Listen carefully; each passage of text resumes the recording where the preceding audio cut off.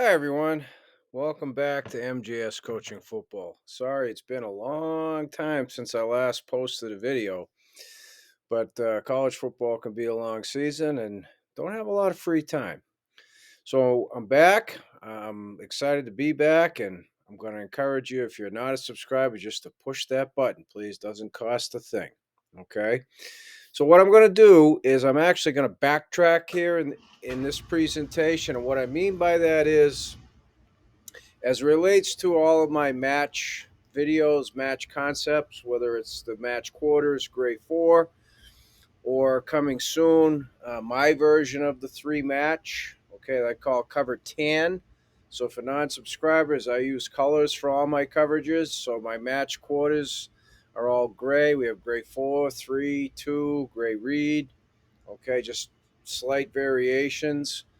And then soon I will have my three match, which is cover tan. Okay.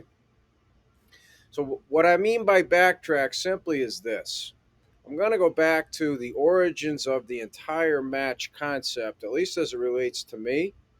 So, how I internalize it, which impacts how I teach it, which impacts how the players learn it.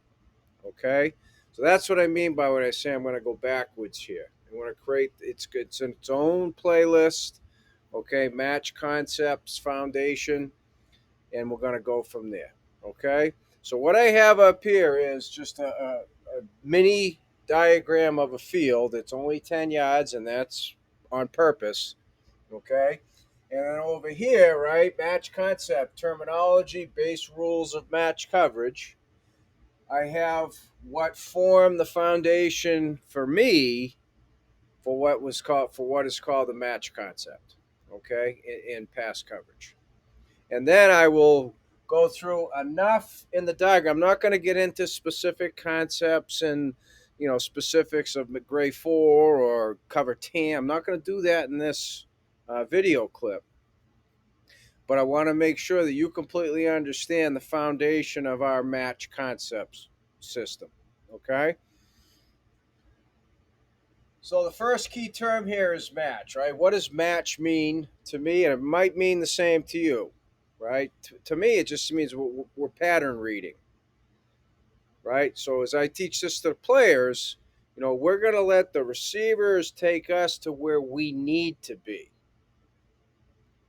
Okay, we're going to match the receivers. So what they do tells us what we do. Okay, now if you've been running match coverages for a long time, coaching match coverages for a long time, none of this is new to you. But don't shut the video off, because maybe the way we approach it is a little bit different. Maybe it's a little bit easier to understand.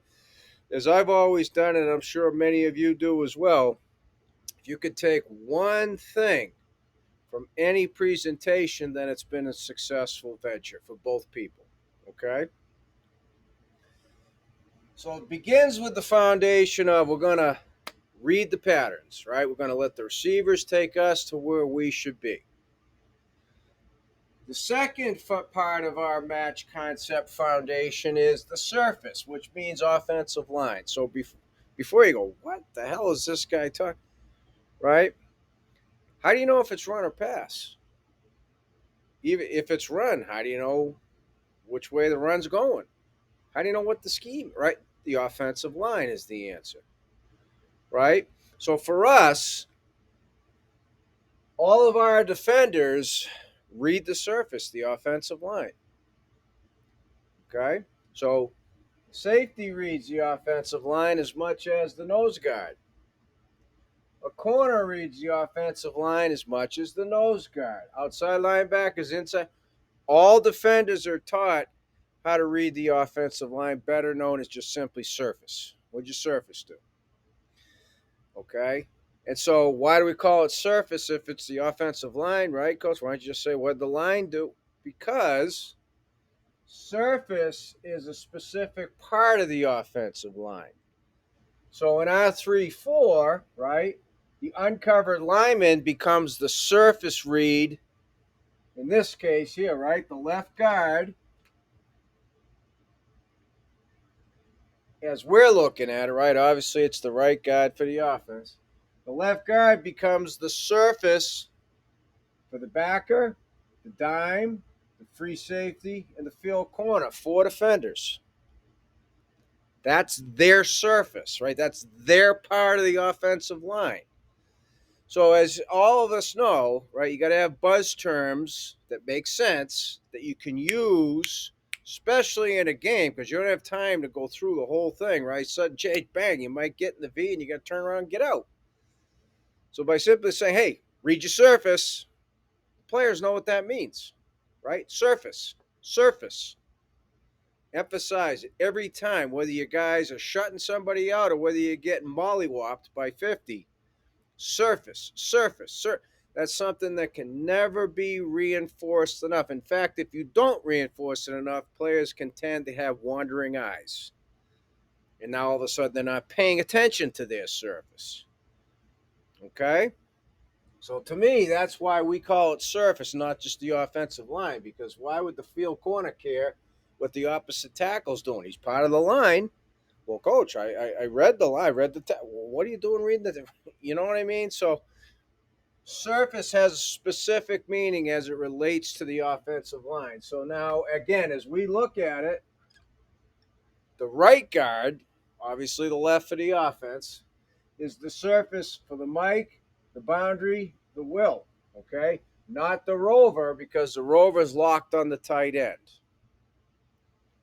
Okay, so when you have a tight end, the tight end becomes a part of the surface, meaning the offensive line. So for us, okay, RPO aside, tight ends are usually part of the blocking scheme in a run play.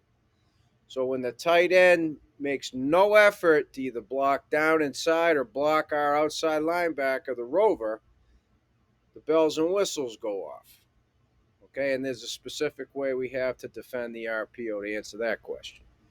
Okay, so that is what we mean by match. That is what we mean by surface. So, okay, the foundation of our match coverage, everyone reads the offensive line to know whether it's run or pass. And then we teach all of our defenders in pass coverage how to pattern read. And then you just simply say, well, what did 2 do? What did 1 do? All right, which we're working towards. Okay. So the reasons for that match in the surface, we want to cover the receivers, not the grass. No spot drops. We don't ask our inside linebackers to do everything, make all the calls, line people up, defend this gap play side, defend this gap backside. Oh, it's passed. Now you got to turn, sprint 10 yards, get width, depth to the hash, balance up, right? Ah! We don't ask them to do that. Okay? Number 1. Number 2, it's easier teaching, which equals easier learning. The easier it is to present, the easier it is to learn. Okay? So let's go back to why we pattern read. Okay, as an example. So we'll say that we're in our match quarters.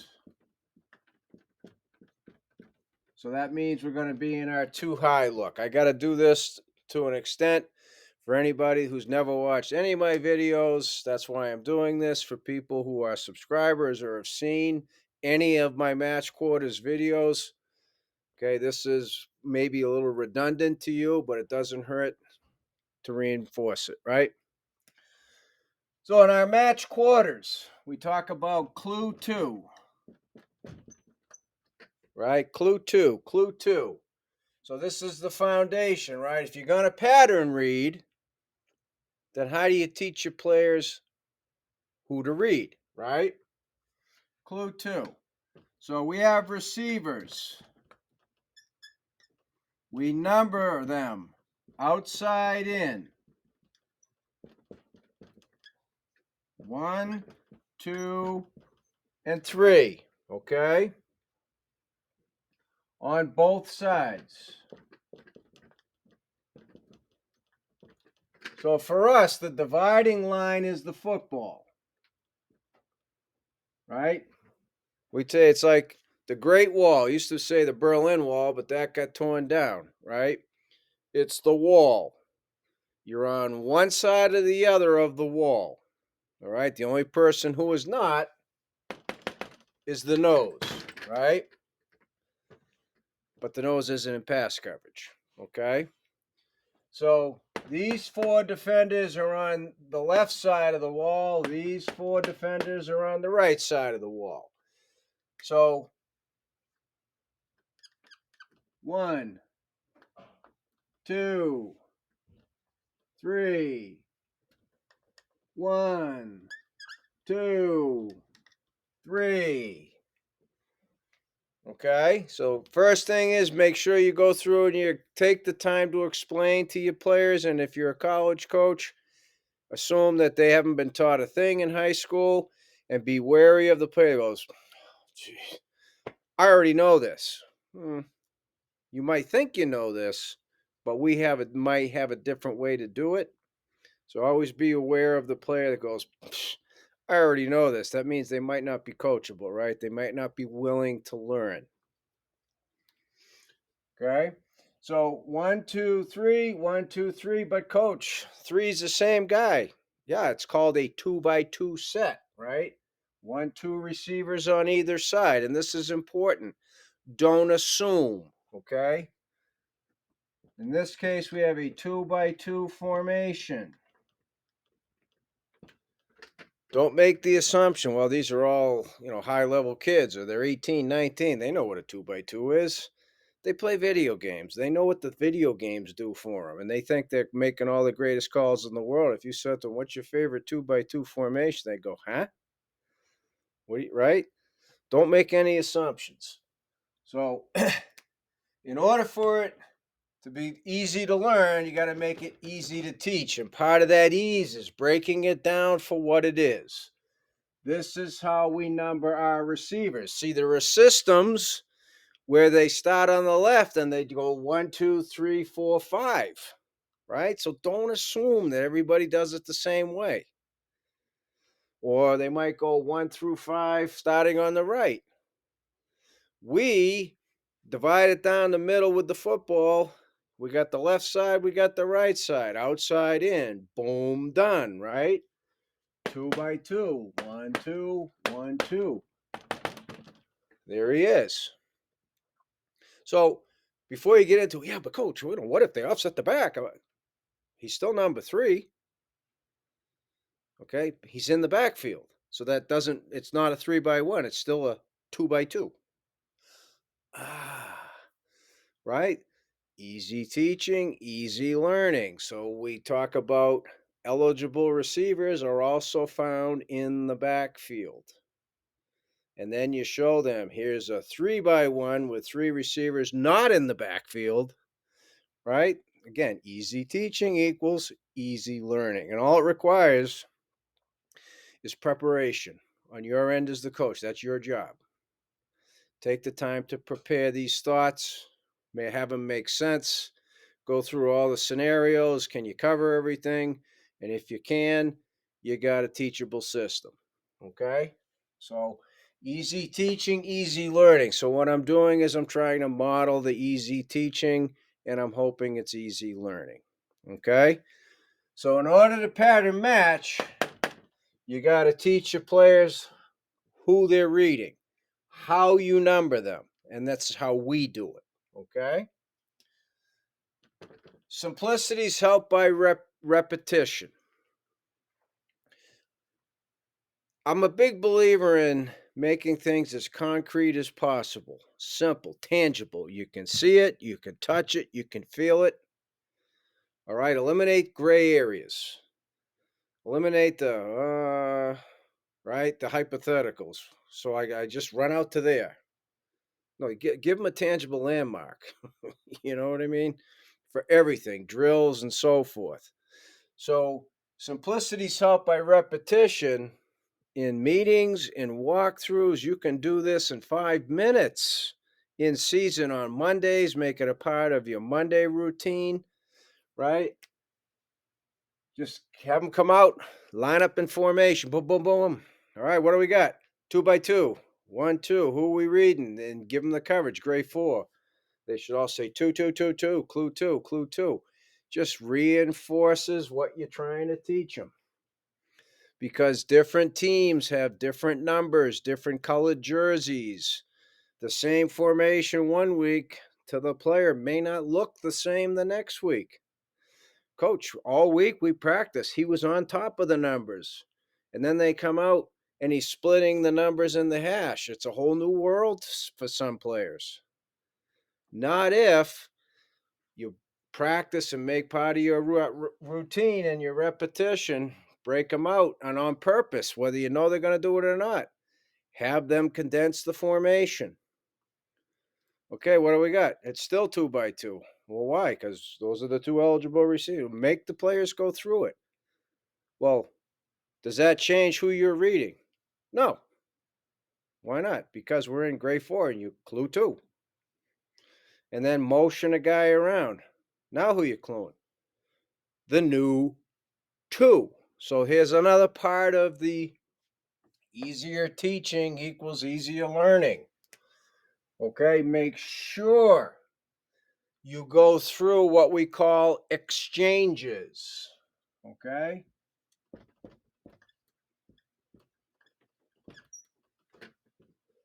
Make sure you go what we just simply call exchanges, and I'm going to bet you call exchanges as well. Okay?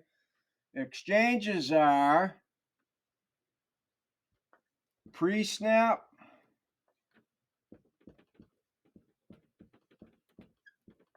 post-snap, like everything else in football.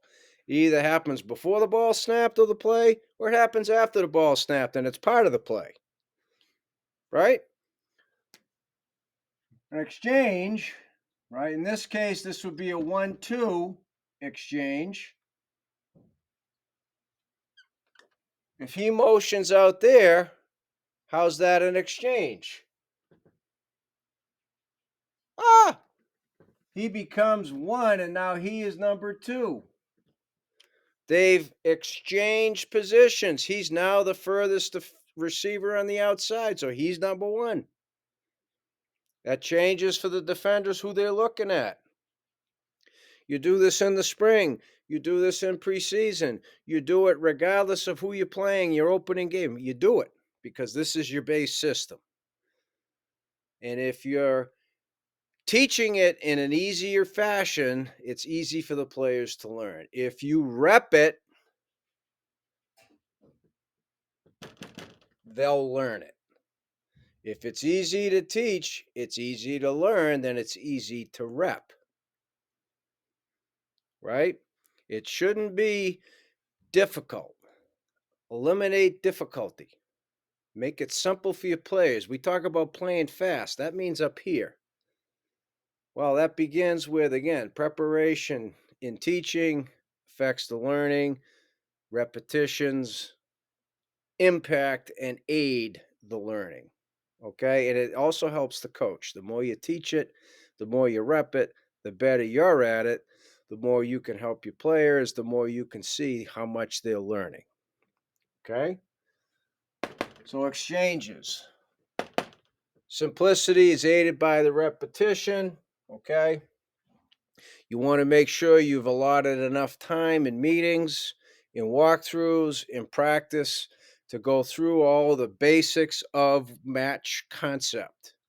Starts with the surface, then it becomes which receivers they're looking at, how many receivers are there, who they're reading, cluing, surface to 2, surface to clue, right?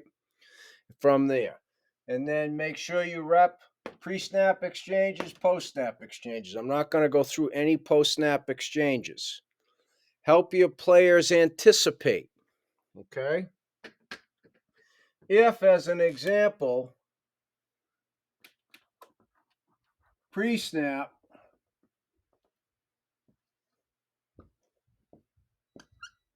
one and two are inverted. Then what that means is one is off the ball, 2 is on the ball. Make sure you teach your players, easier teaching, who's motion eligible. They got to be off the line of scrimmage. right? And so you can do this in Huddle, right? Make Huddle playlists of all the times that the offense inverted, and you can see that they're going to motion number one. So you're going to have a pre-snap exchange. And now he becomes number one, he becomes number two, and you go through these in film session with your players.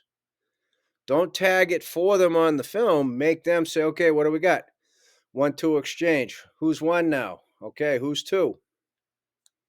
Right? That's part of the easier teaching, easier learning, repetitions. Okay? Last but not least, this applies to our match quarters, it applies to our three match. See the above.